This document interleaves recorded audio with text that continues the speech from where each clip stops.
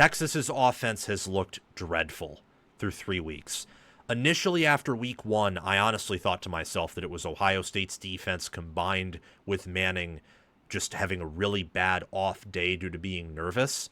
Now I'm kind of thinking that both of those things played a factor, but a pretty small factor. There is something wrong with Arch Manning and Texas, and there is something wrong with Texas's offense too. They have not been running the football at an elite level.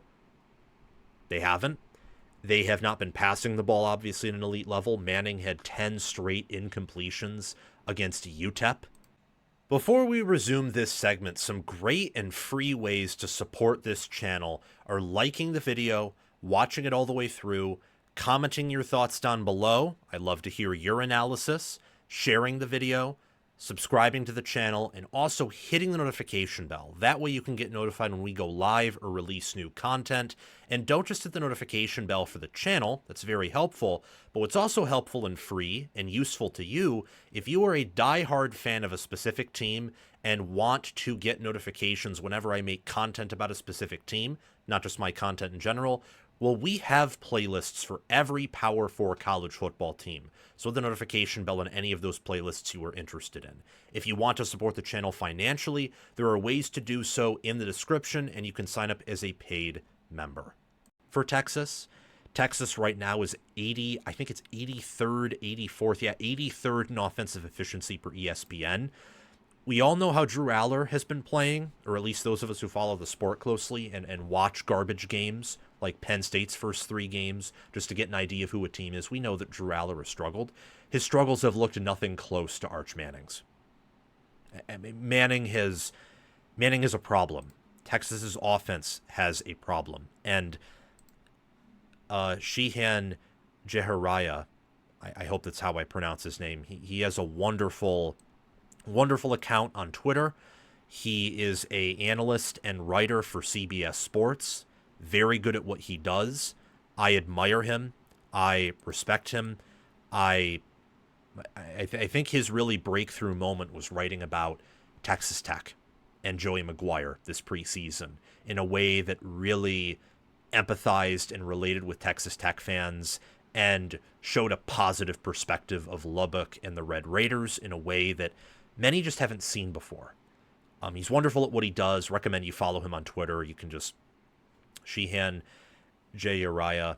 I think that while maybe I hope I'm pronouncing his name correctly, but I think I'm pronouncing it correctly, and his name's spelled as basically how I pronounced it. You can find him on Twitter. I'll do you a better favor. I'll link the article down in the comment section below in a reply to the pinned comment is what I'll do for this segment.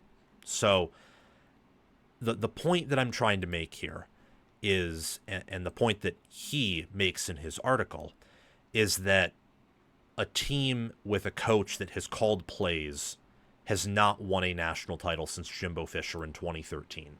And that team won a title, I think, due to a ton of NFL talent, good coordinators, and an ACC schedule. I do not think Jimbo Fisher really, outside of putting that staff together, maybe perhaps with a bit of luck, was a key reason why they won that national title. With hindsight. Of course, hindsight's 2020. Texas in 2024 had a top 15 offense. They had a top 10 offense in 2023. And in 2022, when Ewers was healthy, the offense looked pretty serviceable. I mean, it's laid out in this article right here. The advanced numbers back up that this is not a scary Texas offense. Quote, in 2023, Texas ranked number 6 in offensive S&P+. Last year, the Longhorns slipped to 13. Before the UTEP game, Texas sat all the way at number 45. It's probably outside the top 50 now. And as I discussed in ESPN's FPI, which is different from Connolly's S&P+, but similar in some of the metrics it uses, Texas's offense is 83rd in efficiency, and they've fallen outside the top 5 in FPI, period, behind, catch this, behind 3 Big Ten teams and behind 2 SEC teams. Well, I think it's behind 1. Yeah, or maybe not. I forget. I think it's 2.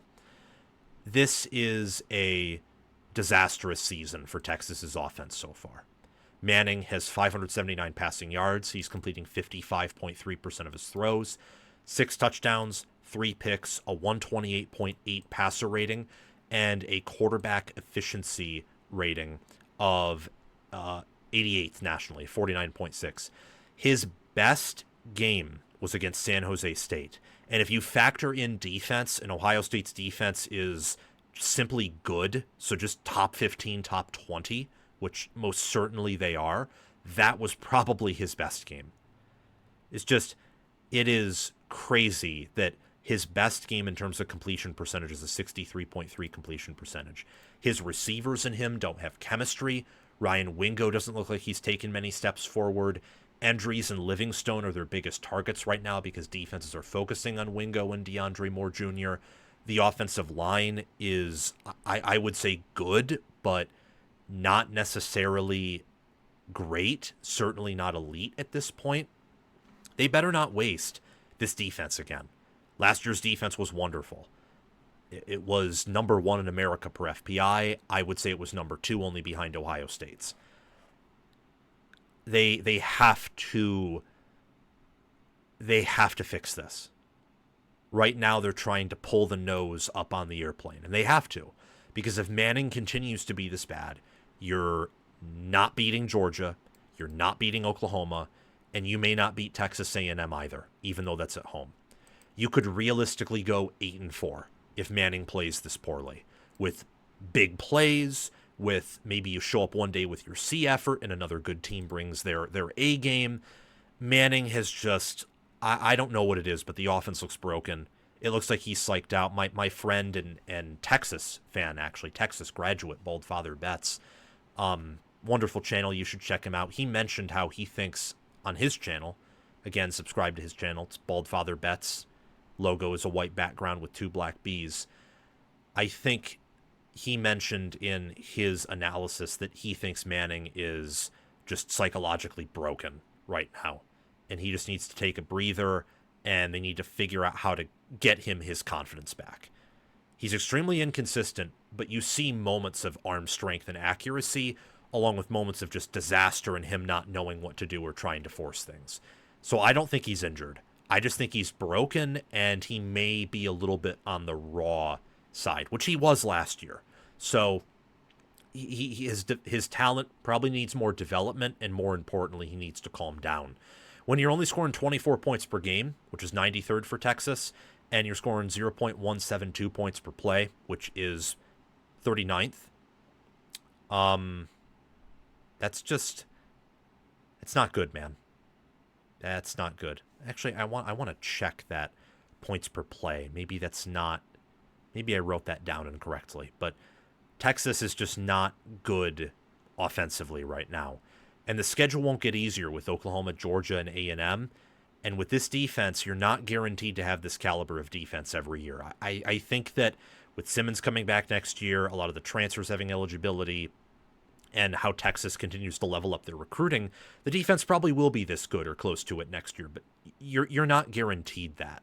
So something needs to happen, and I think the solution, as laid out in this article, might be for Texas to hire a new offensive coordinator. So let me know in the comments section below who you think would be a good offensive coordinator for Texas, or whether I'm wrong, and the article that I'm going to link down below is wrong from Shehan Jeremiah. So let me know about that. I mean, in their biggest games last year, Texas scored 14 against Ohio State. They scored 15 against Georgia the first time around. And they scored, I believe it was 19 against Georgia the second time around. I think, what was it, 22-19, I think was the final score, right? Let me see. Yeah, 22-19.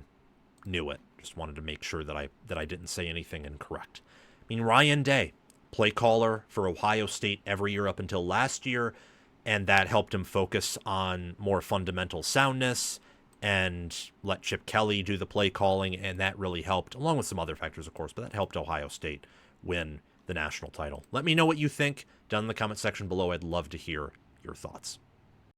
Thank you so much for watching this segment on College Football with Sam. Before we close out here, make sure to like the video, subscribe to the channel, share this video around, comment your thoughts and analysis down below so I can read them and reply to them if I have the time. Members get priority replies, but I try to reply to everyone. And also hit the notification bell for the channel and also for any team playlists you are interested in. If you want to support the channel financially, you can always super chat me in the comment section, but I prefer that you sign up as a paid member of the Patreon page or as a YouTube member, or that you can purchase some wonderful merchandise to represent us. I'll see you all soon and have a fantastic